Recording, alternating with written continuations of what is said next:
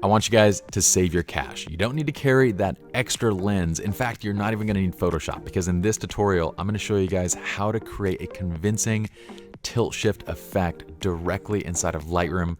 Best of all, you can do it in less than 30 seconds. Let's dive in.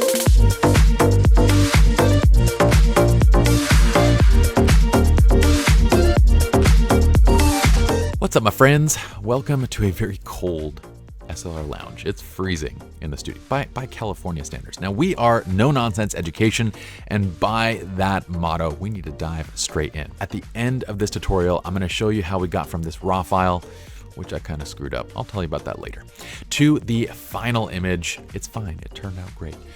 But for now, just pick a color graded image, okay? Now what we're gonna do is start by pressing M to get to our graduated filters. And if you have Visual Flow presets, I would recommend jumping just straight down to the bokeh preset 61A. Just a heads up, I'm probably gonna be updating this with a couple other tweaks, but I'll tell you what those are right now. So if you don't have the presets, really all you're gonna do is dial sharpness down to -100 and then add 5 clarity. Save this as your bokeh or your tilt shift preset. What you're gonna do now is hold down Shift while you click and drag that preset into the image. And you'll notice immediately you get this kind of blur wherever it's being applied. Now, the thing that I like to do to get this to look a little more convincing is I like to apply it in sort of stages. So to have a more kind of subtle transition area, I kind of apply it once and then I apply it again and kind of feather it. Now, past I think 2 to 3 applications, you're not going to see any difference. But what this layering effect does is it makes it so that the kind of graduation from where the effect starts and where it stops is sort of smoothed out a little bit. Kind of varies it up and creates a more convincing look. So I'm gonna do the same thing from the top. We're gonna click and drag one more. I'm gonna do the same thing and click and drag one more time. Now, if you have one like this one that kind of extends over the couple's faces, right? I could just adjust the feather by pulling up and then kind of adjusting this back and forth. But let's say it kind of extends over their faces and I don't want it to affect kind of the sharpness of their faces.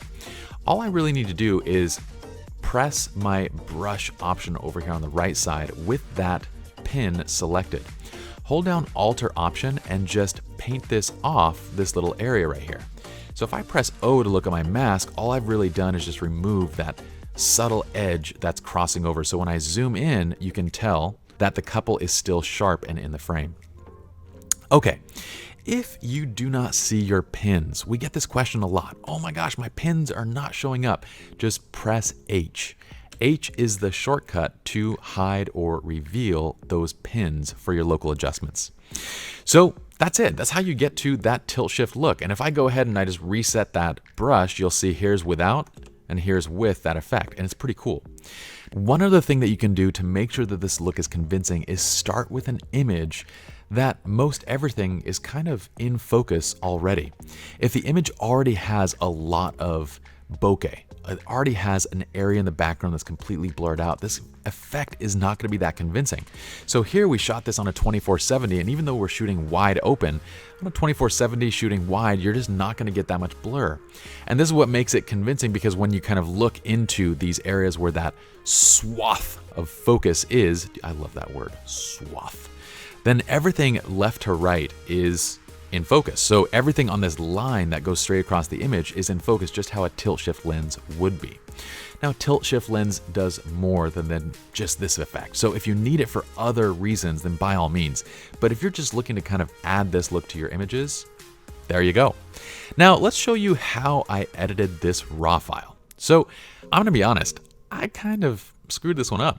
I mean, it's salvageable, but getting used to this new camera, I wasn't used to the dynamic range these Sony cameras had. So when I was maximizing my histogram, I was like, man, this really is quite underexposed. And I probably would have bumped this about 1 stop. Granted, these Sony files have so much leeway. It's absolutely incredible. For someone that was shooting Canon, or I shoot primarily Canon, I shoot kind of everything just for review purposes, but I shoot primarily Canon.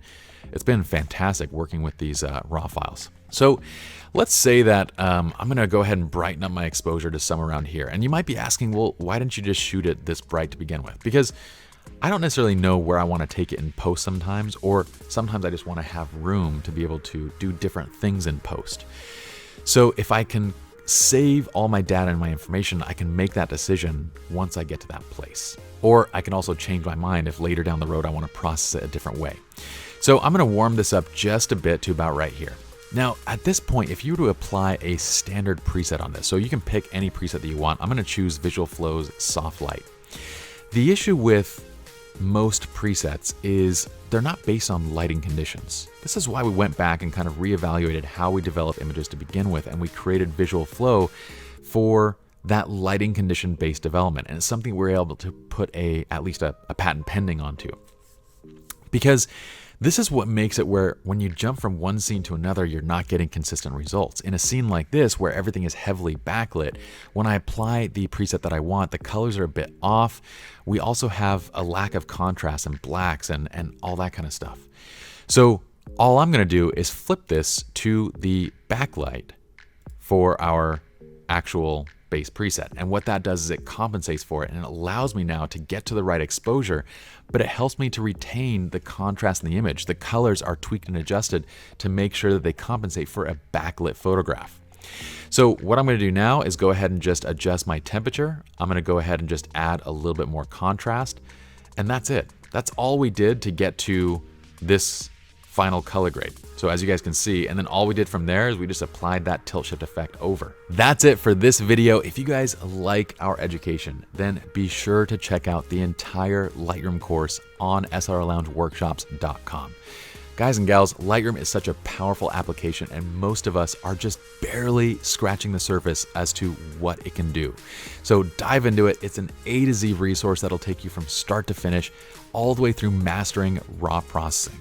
On top of that, check out Visual Flow, because in partnership with Develop, we feel like we have created the best workflow solution for Lightroom development for any photographer that's shooting, well, in a lot of different locations and situations on a constant basis.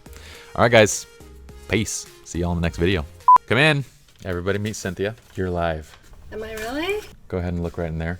Come closer. Come over here. Wave. Hi. Here you go. Thank you.